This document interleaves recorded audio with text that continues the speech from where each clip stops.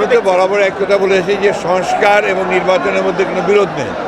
সংস্কারও চলবে, নির্বাচন হবে, এবং যে সরকার আসবে, যারা যে দল সরকারে আসবে তারা সেই সংস্কারগুলোকে এগিয়ে নিয়ে যাবে। আমরা আমাদের দলের পক্ষ থেকে আমরা পরিষ্কার করে বলতে পারি যে আমরা প্রতিটি সংস্কারকে এগিয়ে নিয়ে যাব। আধুনিক বাংলাদেশ, উন্নত বাংলাদেশ নির্মাণের সেই স্বপ্নকে পূরণ করবার জন্য আমরা বাংলাদেশ জাতীয়তাবাদী দল আমরা ঐক্যবদ্ধ হয়ে আমরা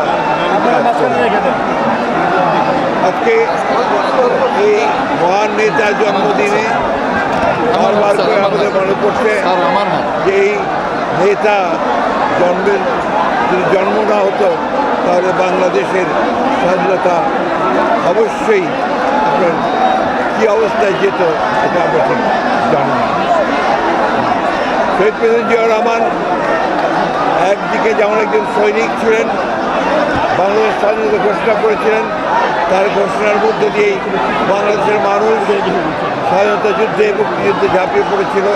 ঠিক একইভাবে 1975 সালে সিপাহী জনতার বিপ্লবের মধ্য দিয়ে তিনি যখন রাষ্ট্র পরিচালনার দায়িত্বে এসেছিলেন, তিনি বাংলাদেশকে একটি আধুনিক সমৃদ্ধ বাংলাদেশ নির্মাণের জন্য অতি অল্প সময়ের মধ্যে সমস্ত ক্ষেত্রগুলোকে নতুন সংস্কার করে তিনি দাঁড়িয়ে কাজ শুরু করেছিলেন।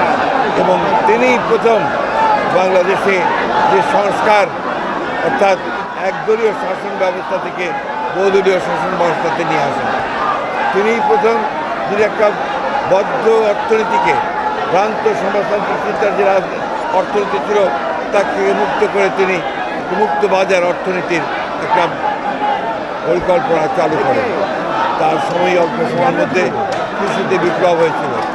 এই মহান নেতা তিনি যে দলকে তৈরি করেছেন, সেই দল আজকে এত বছর পরেও সমস্ত বাধা বিপত্তি উপেক্ষা করে বাংলাদেশের সর্ববৃহৎ রাজনৈতিক দলে পরিণত হয়েছে।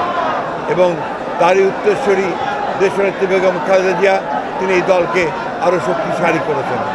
এবং আজকে তিনি অসুস্থ অবস্থায় লন্ডনে আছেন। আমরা তার আরোগ্যের জন্যে, আরোগ্য লাভের জন্য দোয়া করছি।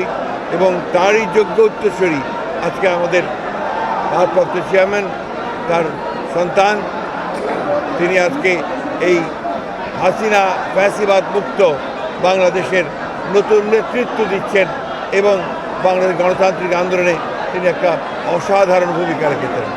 আমরা আজকের এই দিনে আমরা প্রার্থনা করছি যে সকল মানুষের ঐক্য আরও দৃঢ় হোক এবং অতি অল্প সময়ের মধ্যে যেন একটা নির্বাচনের মধ্য দিয়ে আমরা গণতন্ত্রে ফিরে যেতে পারি, সেই ব্যবস্থাটা কায়েম হোক।